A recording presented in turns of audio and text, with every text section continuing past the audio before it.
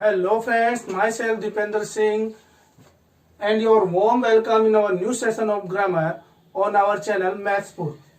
तो पहले हमने प्रीपोजिशन पढ़े थे और आज मैं आपके लिए लेकर आया हूँ टेंस।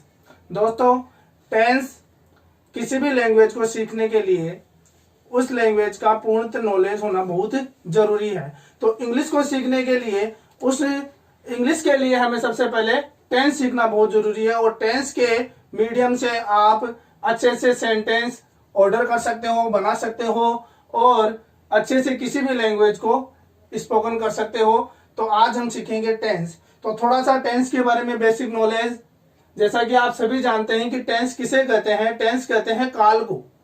काल का मतलब दोस्तों वैसे समय से लिया जाता है, लेकिन यहाँ पर हम टेंस को केवल काल ही बोलेंगे, समय नहीं बोल सकते, क्योंकि जब हम आगे टेंस पढ़ेंगे तो हमें कई ऐसे एक्सेप्शंस देखने को मिल सकते हैं। तो काल उसे कहते हैं जब क्रिया का रूप टाइम के अकॉर्डिंग बदलता रहे तो उसे हम काल कहेंगे।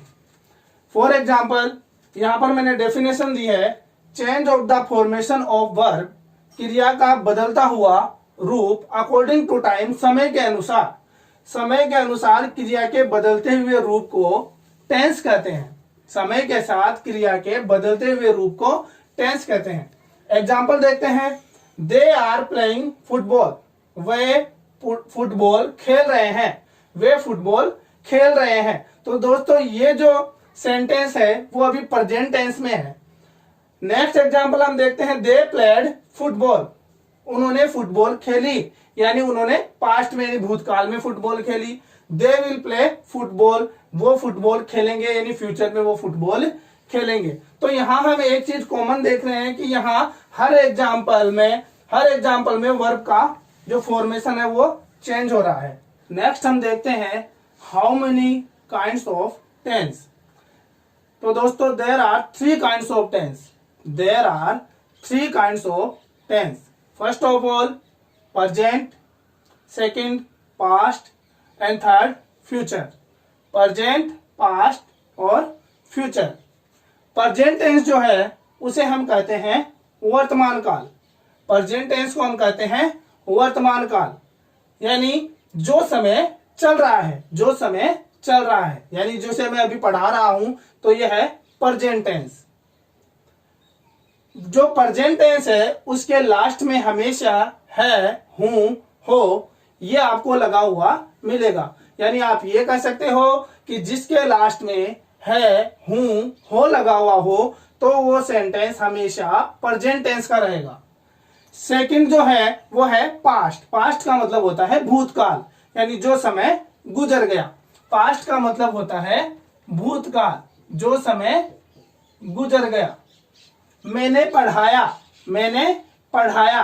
तो दोस्तों ये जो सेंटेंस है वो ये एड्रेस कर रहा है कि मैंने पढ़ाया, यानी वो समय बीत गया, तो हम उसे कहेंगे पास्ट टेंस।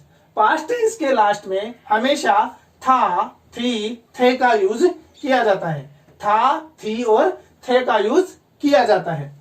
नेक्स्ट जो हम टेंस पढ़ते हैं वो है फ्यूचर टेंस। फ्यूचर टेंस होता है भविष्य काल। फ्यूचर टेंस होता है भविष्य काल, यानी आने वाला समय। मैं पढ़ाऊंगा, जो समय आएगा वो फ्यूचर टेंस होगा। मैं पढ़ाऊंगा, तो ये सेंटेंस बता रहा है कि ये सेंटेंस फ्यूचर टेंस को बता रहा है। तो फ्यूचर टेंस के लास्ट में हमेशा होगा, होगी, होंगे या फिर गा, गी, गे इत्यादि आते हैं। तो ये हमने बात कर ली प्रेजेंट, पास्ट और फ्यूचर टेंस की। अब हम बात करते हैं कि प्रत्येक टेंस के कितने भाग होते हैं। How many parts of the each tense. How many parts of the each tense. तो there are four parts of each tense. There are four parts of each tense. प्रत्येक टेंस के चार भाग होते हैं। प्रेजेंट के चार, पास्ट के चार और फ्यूचर के भी चार। तो सबसे पहला जो पार्ट होता है वो होता है इंडेफिनेट, उसे हम सिंपल टेंस भी कहते हैं। दूसरा जो होता है वो है कॉन्टिन्यूस टेंस। तीसरा जो होता है वो है परफेक्ट टेंस और चौथा जो होता है वो है परफेक्ट कॉन्टिन्यूस टेंस। कितने पार्ट हो गए? चार पार्ट हो गए। इंडेफिनेट, कॉन्टिन्यूस, परफेक्ट और परफेक्ट कॉन्टिन्यूस। तो दोस्तों इंडेफिनेट जो टेंस होता है उसके लास्ट में यानी उसकी जो आइडेंटिफिकेशन होती है, उसकी पहचान ये होती है कि उसमें ता, ती और ते का यूज किया जाता है। ता, ती और ते का यूज किया जाता है। कॉन्टिन्यूस जो होता है उसमें रहा, रही और रहे का यूज किया जाता है। रहा, रही और रहे का यूज किया जाता है। परफेक्ट जो होता है उसमें चुका, चुकी और चुके का यूज किया जाता है। परफेक्ट कंटिन्यूस में दोस्तों थोड़ा सा अलग है, ये कॉन्टिन्यूस की तरह ही होता है लेकिन इसमें टाइम का यूज किया जाता है। तो हमने यहां लिखा है टाइम के साथ में टाइम प्लस रहा, रही और रहे का यूज जहां होता है वो परफेक्ट कॉन्टिन्यूस टेंस होता है। यहां आप आसानी से किसी भी टेंस की आइडेंटिफिकेशन, पहचान बना सकते हो।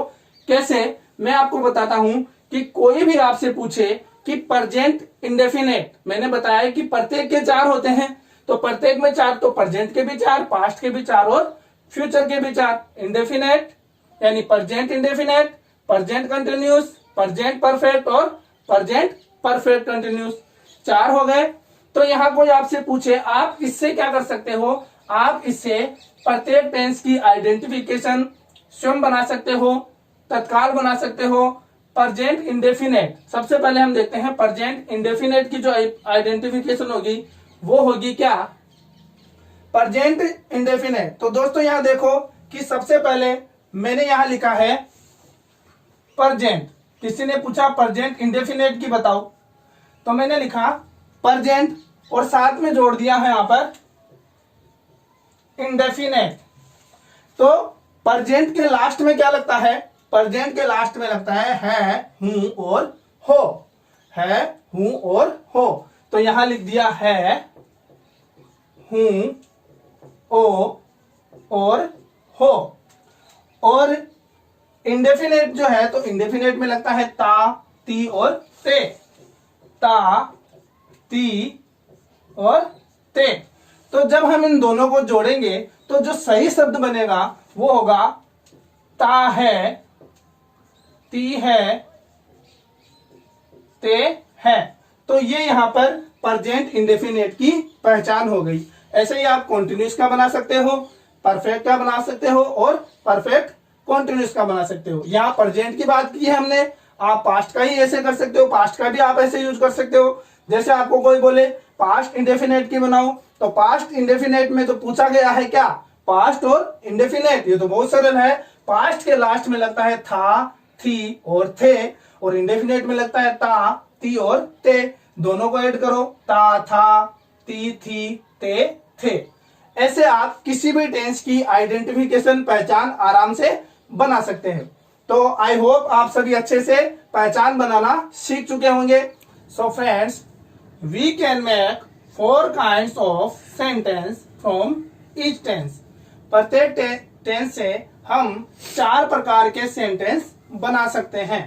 प्रत्येक टेंस से हम 4 प्रकार के सेंटेंस बना सकते हैं, जिसमें सबसे पहले अफर्मेटिव सेंटेंस, सबसे पहले है अफर्मेटिव सेंटेंस, जिसे हम सकारात्मक वाक्य कहते हैं। दोस्तों मैं आपको बता दूं, अफर्मेटिव सेंटेंस वो होता है जो नाउन और प्रोनाउन से स्टार्ट होता है और फुल स्टॉप से एंड होता है, उसे अफर्मेटिव सेंटेंस कहते हैं। उसके लिए मैं very splendid and useful trick आपके लिए लेके आया हूं, बहुत ही आसानी से समझने के लिए। तो देखो, आपको कुछ नहीं करना है, केवल 4 लेटर मैंने दिए हैं, इन पर गौर करना है। S, H, M, O, S, H, M, ओ।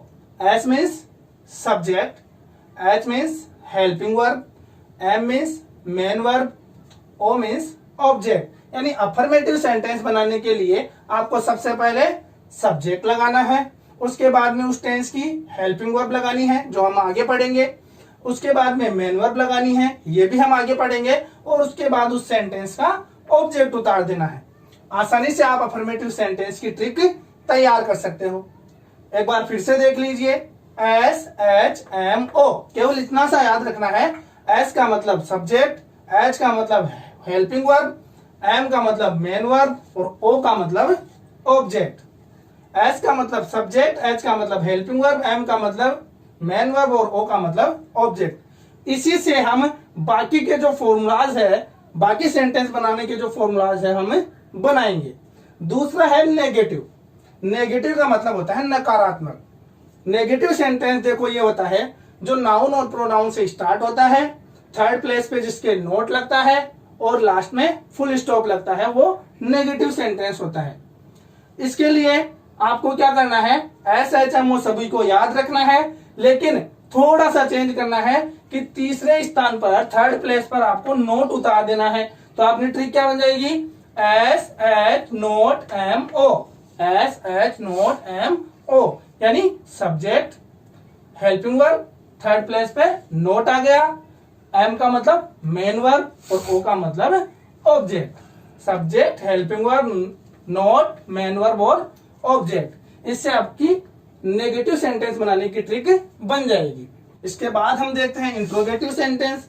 इंट्रोगेटिव सेंटेंस होता है प्रश्नवाचक वाक्य। प्रश्नवाचक वाक्य जो होता है, जो हेल्पिंग वर्ब से स्टार्ट होता है और जिसके लास्ट में क्वेश्चन मार्क लगा हुआ होता है, वो इंट्रोगेटिव सेंटेंस होता है। हेल्पिंग वर्ब से स्टार्ट होता है और लास्ट में क्वेश्चन मार्क जिसे लगा हुआ होता है, वो इंट्रोगेटिव सेंटेंस होता है।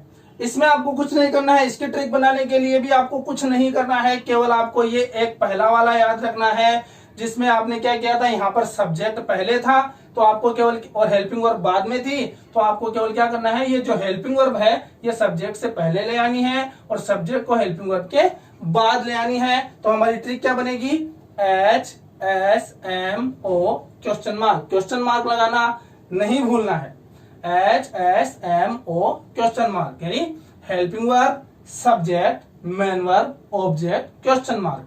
ये आपके इंट्रोगेटिव सेंटेंस बनाने की ट्रिक बन जाएगी। नंबर 4 पर हम देखते हैं इंट्रोगेटिव नेगेटिव। नाम से ही प्रतीत होता है, इंट्रोगेटिव मतलब प्रश्नवाचक, नेगेटिव मतलब नकारात्मक, जिसमें प्रश्न भी पूछा जाए और जिसमें न का अर्थ भी हो। न का अर्थ मतलब नोट भी हो। तो ये भी स्टार्ट वैसे ही होगा, HS not MO question mark, HS not MO और क्वेश्चन मार्क, यानी helping verb, subject, not, main verb और object. Helping verb, subject, not, main verb और ऑब्जेक्ट। तो हमने चारों सेंटेंस बनाने की ट्रिक सीख ली है। आई होप आप सभी को समझ में आ गई होंगी। रिसेंटली हमने सेंटेंस स्ट्रक्चर बनाना सीखा था, उसमें हम हेल्पिंग वर्ब और मेन वर्ब का जिक्र बार बार कर रहे थे। तो अब देखते हैं हेल्पिंग वर्ब और मेन वर्ब का यूज किस तरीके से होता है। तो यहाँ पर मैंने एक चार्ट बनाया है समझाने के लिए कि कौन से टेंस में किस हेल्पिंग वर्ब और मेन वर्ब का यूज किया जाता है। फर्स्ट ऑफ ऑल हम देखते हैं यहाँ पर प्रेजेंट इंडेफिनेट। प्रेजेंट इंडेफिनेट, हम यहाँ पर सबसे पहले हेल्पिंग वर्ब की बात कर लेते हैं। First of all present indefinite. तो यहाँ देखो, यहाँ मैंने लिखा है टू डू। टू डू का मतलब हुआ जो डू की जो फॉर्म होती है वो प्रेजेंट इंडेफिनेट में यूज की जाती है, यानी प्रेजेंट में यूज की जाती है।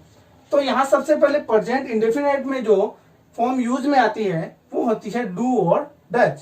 डू और डज। फिर नेक्स्ट है प्रेजेंट कॉन्टिन्यूस। यहाँ लिखा है मैंने टू बी। तो दोस्तों बी की जो फॉर्म होती है इज, एम, आर, वो प्रेजेंट कॉन्टिन्यूस में यूज की जाती है। तीसरी है प्रेजेंट परफेक्ट। प्रेजेंट परफेक्ट, तो यहां मैंने लिखा है टू हैव। हैव की जो फॉर्म है हैज और हैव, ये प्रेजेंट परफेक्ट में यूज की जाती है। चौथा है प्रेजेंट परफेक्ट कॉन्टिन्यूस। तो प्रेजेंट परफेक्ट कॉन्टिन्यूस में मैंने यहाँ प्लस बीन लिखा है। प्लस बीन, प्लस बीन का मतलब इसमें जो परफेक्ट जो परफेक्ट में हेल्पिंग वर्ब लग रही है उसमें बीन जुड़ जाएगा। तो यहाँ परफेक्ट में क्या लग रही थी, हैज, हैव, तो बीन जोड़ेंगे तो क्या बन जाएगा, हैज बीन और हैव बीन। हैज बीन और हैव बीन। अगर आपको ये नाम लेने में थोड़ी सी हार्डशिप हो रही है तो आप क्या कर सकते हो, indefinite, continuous, perfect, perfect continuous, ये नाम बोलने में थोड़ा सा हार्ड लग रहा है तो आप इनको शॉर्ट में बोल सकते हो ICPPC। ICPPC, ICPPC, ICPPC, बहुत सरल है, याद हो गया होगा।